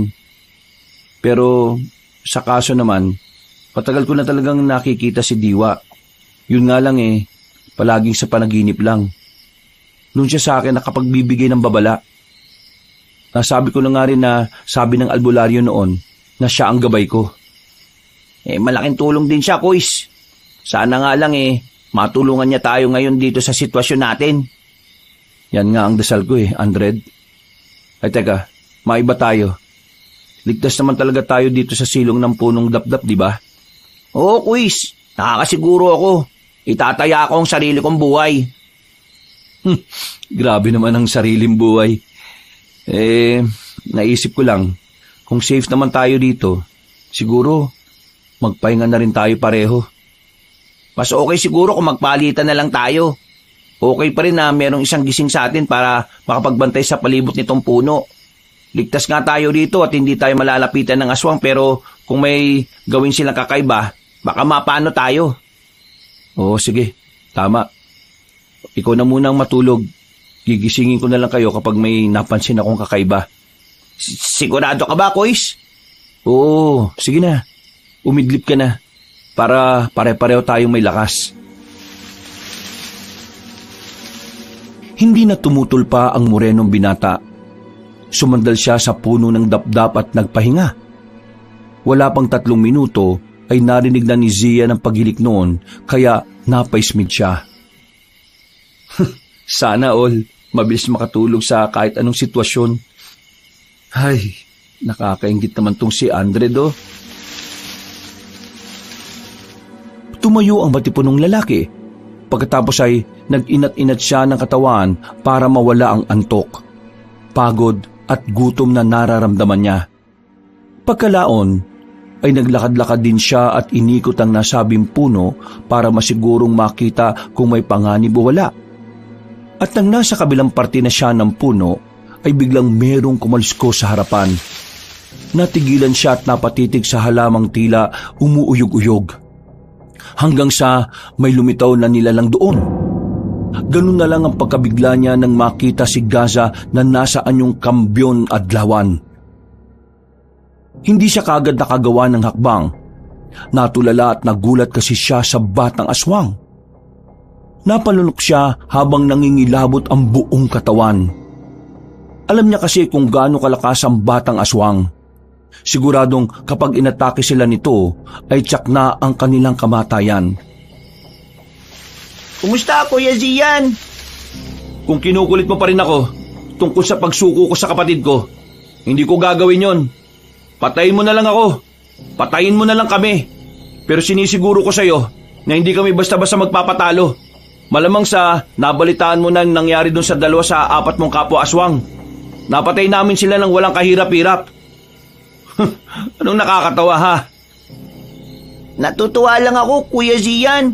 Nakita ko kasi yung mga nangyari na yun eh. Ha? Anong ibig mong sabihin na nakita mo kami? Nakatingin lang ako sa mga nangyayari. Ano?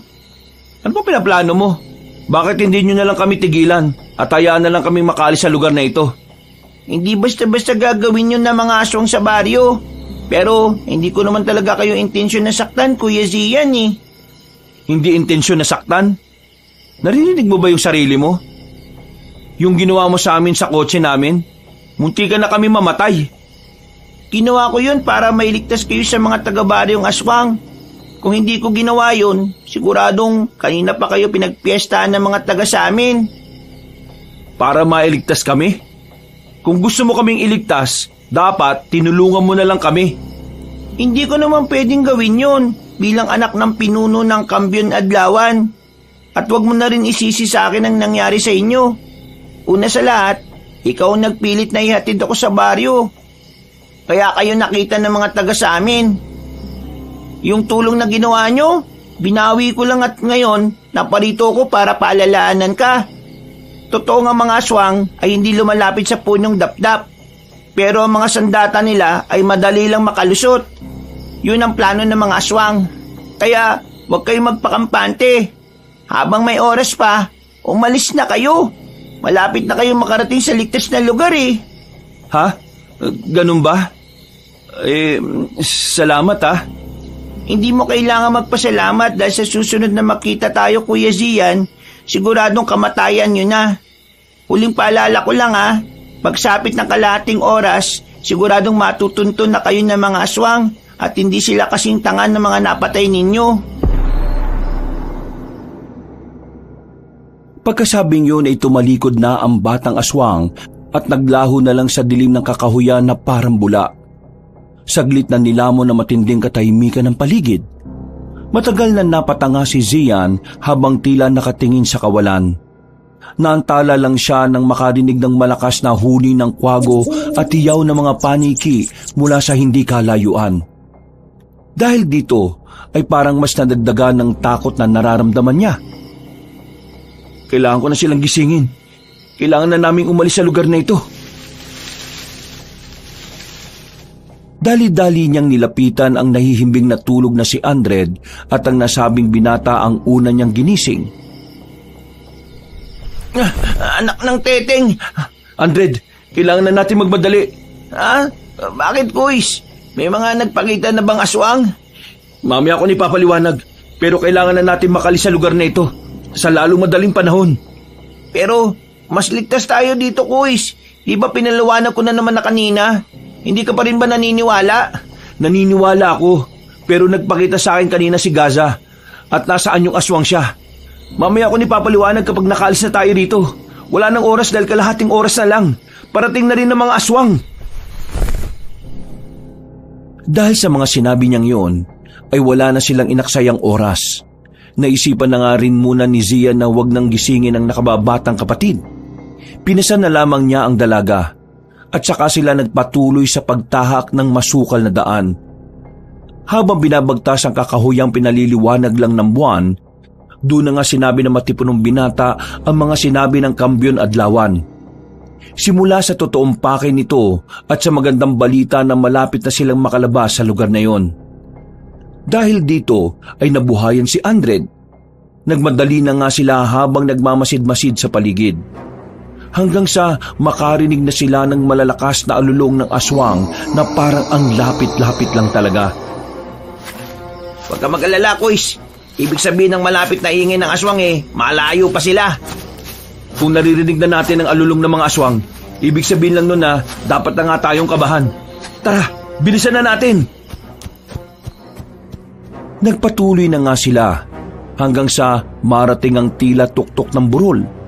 Mula sa hindi kalayuan ay nasipat na nila ang ilang kumukuti-kutitap na ilaw ng mga kabahayan. Nakatinginan sila, nakitang-kita ang tuwa sa mga mata. Pero napawi kagad ang mga ngiting yun nang marinig ulit nila ang ungol at alulong ng mga aswang. Kumpara kanina ay medyo hindi nakalakasan ng tunog kaya nag-alala sila. Malapit na sila! Oo nga, Kuys. Bilisan na natin! Sabay silang natigilan at napatingala matapos makita ang ilang ibon na nagliliparan palayo. At sinundan yun ng muling pag-alulong ng mga aswang na mas malayo na talaga akong pakikinggan. Nang pababa na sila sa burol ay eksakto namang naalimpungatan si Dalmia. Dahil dito ay natigilan si Zian na napatingin sa nakababatang kapatid na pasan-pasan niya. Ilang saglit pa ay bumaba na ang dalaga at tumingin-tingin sa paligid. Medyo nailang pa nga ang morenong binata sa kanya dahil naalala na naman ito ang pagsampal kanina. Pero parang bumalik na sa dating wisyo si Dalmia na parang hindi na naalala ang mga nangyari. Anong nangyari? Nasaan na tayo, kuya? Malapit na tayo sa ligtas na lugar. Nakikita mo ba yung mga ilaw na yon sa hindi kalayuan? May mga kabahayan na, kaya kaunting tiis na lang. Talaga? Diyos ko, salamat naman. Kaya tara na, habang malayo pa ang mga aswang. Sige, kuya. Nandiyan na sila. Ayun, sa bandaron. Napatingin ang magkapatid sa direksyon na itinuro ni Aldred. Doon nga ay nakita nila ang 2 sa 4 na aswang na natira kanina. Pero katulad ng babala ni Gaza kanina, meron pang ibang kasama ang 2. May 3 aswang na mas malalaki na nasa likuran nila. Ang isa na nasa gitna ay meron pang pakpak na ikinakampay-kampay nito. Dahil doon ay mas lalo silang naalarma. Ano na naman ang isang yun? Manananggal ba yun? Pasensya na, pero hindi ko alam, Kuys. Saka nyo na pagtalunan kung ano yan. Bilisan na natin. Para mas maging mabilis ay umupo na sila at nagpaduus-us sa damuhan ng burol. Naging epektibo naman pero mabilis pa rin silang nahabol ng aswang na lumilipad. Dahil dito ay mas lalong naalarma ang 3. Lalo na nang umungol ang nasabing aswang na pagkalaon ay bumulusok palapit sa kanila. Mauna na kayo, bilis! Paano ka, kuya? Huwag na munang maraming tanong, bilis na! Pinigil nga ng matipunong binata ang sarili sa pagdaus-us at saka pinauna ang nakababatang kapatid na kasunod ni Andred. Tumingala siya at pinagmasdan ng aswang na pabulusok. Hinigpitan niya ang hawak sa sandatang gamit nila at pagkatapos sakato iwinasiwas ng iwinasiwas. Dahil dito ay natigilan ang lumilipad na aswang. Para tong napapreno sa himpapawid habang umaangil. Galit tong hinarap si Zian, nakitang-kita sa mga mata ang takot, pero pinipilit ang sarili na nagtatapang-tapangan. Maya-maya pa ay napabaling na si Zian sa itaas. Doon ay nakita niya ang iba pang aswang na pababa na rin. Dahil dito ay napadaus-us na rin ulit siya. Nagpatuloy naman ang lumilipad na aswang sa pagsunod sa kanila. Nagulat na lang ang matipunong binata dahil nakakita na siya ng mga nagliliparang bato. Napatakip tuloy siya ng ulo para maproteksyonan ito laban sa mga pagbagsak ng bato. Pagtingin niya uli sa ibaba ng burol, nakita niya si Andred na siya palang bumabato sa mga aswang. Galit na galit tuloy ang mga halimaw at kitang-kita na gustong-gusto nilang makanti ang morenong binata. Nang nasa ibaba na rin si Zian, ay tumakbo na sila ng sabay-sabay. Bakit niyo pa ako inintay? Di ba sinabi ko naman sa inyo na mauna na kayo? Si Ate Dalmia po ang nangungulit eh. Sabi niya, wag daw kaming aalis hanggat wala ka. Kuys, teka, nasaan na yun? Anak ng teteng oh. Tumakbo na sila palayo, pero hinahanap pa rin nila kung saan nagpunta si Dalmia. Dahil tuloy dito ay hindi na nakapag-concentrate si Zian sa pagtakas sa mga aswang. Natuon na kasing atensyon niya sa nakababatang kapatid. At ilang saglit pa nga ay narinig na nila si Dalmia na sumisigaw at humihingi ng saklolo. Dali-dali nilang tinungo ang kinaroroonan ng dalaga. Pero sa kasamaang palad ay may mga aswang nang humarang.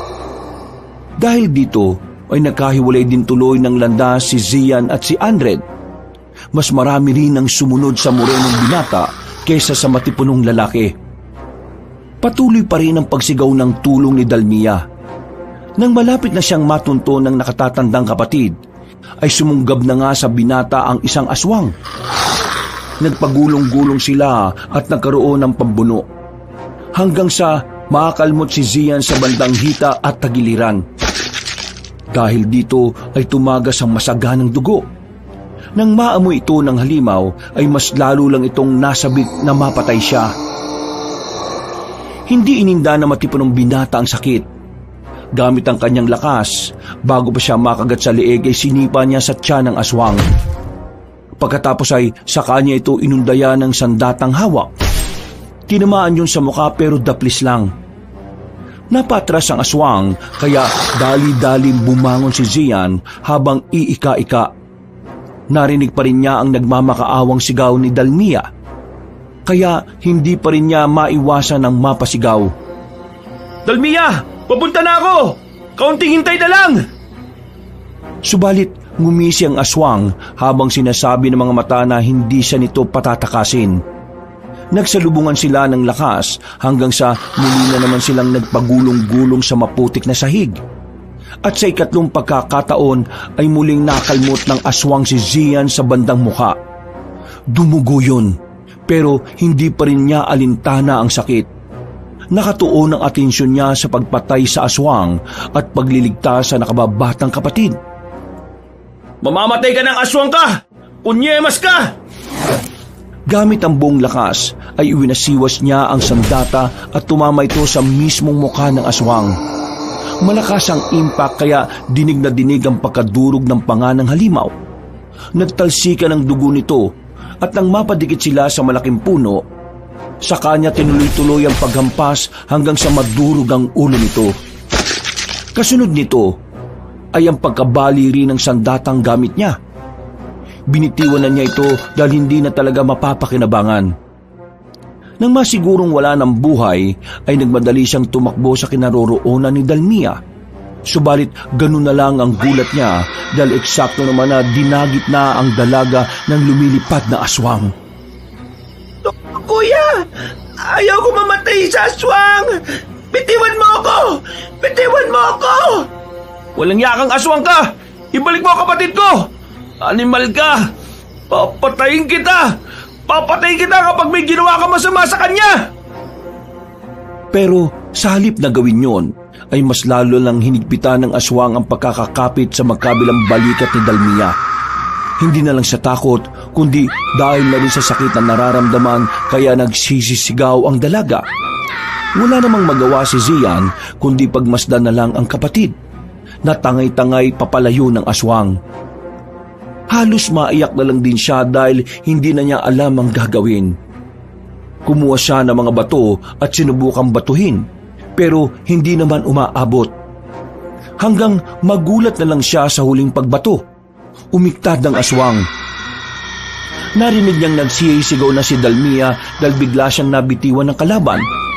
Sabay silang bumulusok pababa. Anong nangyari? Anong ginawa ko? Tinamaan ko ba siya? Tumakbo na siya papunta sa pinagbagsakan ni Dalmia at nakita niyang kapatid na swerteng nahulog sa isang mayabong na puno. Hindi napilayan ng dalaga pero marami siyang gasgas sa katawan dahil sa mga sanga. Kuya, tulong! Tulungan mo ako! Nandito na ako, Dalmia! Ibababa kita dyan! Ayaw ko mamatay dito, kuya! Hindi ka mamamatay! Hindi tayo mamamatay dito! Malapit na tayo sa ligtas na lugar! Subalit natigilan si Zia nang maaninag mula sa hindi kalayuan si Gaza. Ganun na lang ang gulat niya nang makita na hawak na nito sa kaliwa ang putol na ulo, habang sa kanan naman ay ang mga pakpak ng aswang kanina. Doon niya napagtanto na hindi ang pagbato niya ang dahilan kung bakit nahulog ang aswang kanina, kundi inatake pala ito ni Gaza. Sa madaling salita ay tinulungan siya ng batang aswang. Pero sa kabilang banda ng utak niya ay nag-aalangan pa rin siya dahil naalala niya bigla ang huling usapan nila ng Kambyon Adlawan. Sa susunod na makita tayo, Kuya Zian, siguradong kamatayan niyo na. Naloko na. Delikado ang batang aswang na to. Siguradong papatay niya na kami. Ano pang tinatayo-tayo mo dyan, Kuya Zian? Tulungan mo na si Ate Dalmia bago pa kayo marinig ng iba pang aswang na papunta rito. Ha? Hindi mo kami papatayin katulad ng sinabi mo sa akin kanina? Kung gusto kong gawin yon, doon pa lang sa sasakyan nyo. Ginawa ko na dapat yon. Kaya bilisan nyo na bago pa magbago ang isip ko. Sige, salamat ah. Huwag na kayong babalik sa lugar na to. Sana hindi ko na kayo makita pa. Magmadali na kayo dahil may mga nakita na akong mga tao malapit sa dulo ng kakahuyan. Makakahingi na kayo ng tulong doon. Tumango na lamang si Zian at pagkatapos ay dali-dali niyang inakyat sa puno si Dalmia. Nananahimik na at nawalan ng malay ang dalaga dahil sa takot. Magpapasalamat pa ulit ang matipunong binata pero nawala ng parang bula ang batang Kambyon Adlawan. Binuhat na niya ang nakababatang kapatid palayo sa lugar na yon. At nang malapit na sila sa dulo ng kakahuyan, ay nakita niya ang dalawang aswang na nakatayo. Galit na galit ang mga yon habang nakatingin sa kanya. Huminto siya at saglit na inilapag si Dalmia para harapin ang mga yon. Pero napakunot din siya ng noo dahil napansin niyang duguan na ang mga aswang. Ilang saglit pa nga ay nakarinig na siya ng magkakasunod na putok ng baril. Kasabay nito ay ang pag-alingaw-ngaw ng nakakakilabot na tono ng boses ng mga aswang. Bago dugo ang humandusay sa lupa.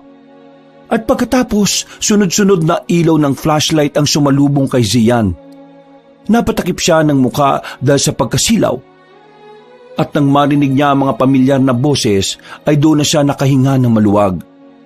Tama nga kasi ang sinabi ni Gaza kanina, na may mga tao nang magliligtas sa kanila. Dahil dito, ay nalapitan niya ang kapatid at niyakap ng maigpit habang napapaiyak ng husto. Dalmia, ligtas na tayo! Ligtas na tayo! Kuys! Ate! Salamat sa Diyos, ligtas kayo! Salamat sa Diyos at ligtas ka rin, Andred! Akala ko nga mamamatay na rin ako eh. Nakikita ko na yung liwanag kanina. Munti ka na ako sumama pero mga flashlight lang pala yun. Akala ko langit eh. Hindi ka naman sa langit mapupunta, loko-loko. Sa bagay, may punto ka rin dyan. Oh, tara na. Tutulungan ko kayo. May good news din ako. Papunta na rito sila Kuya Juan at si Chang Ami, pati yung iba pa sa bahay. Ligtas na talaga tayo, Kuya. Salamat talaga sa Diyos. Salamat talaga sa Panginoon. Eksakto na nagising na si Dalmia at umiiyak itong yumakap kay Zian. Ipinaliwanag naman kaagad na matipunong binata na ligtas na nga sila kaya mas lalong napahagulgol ng iyak ang dalaga.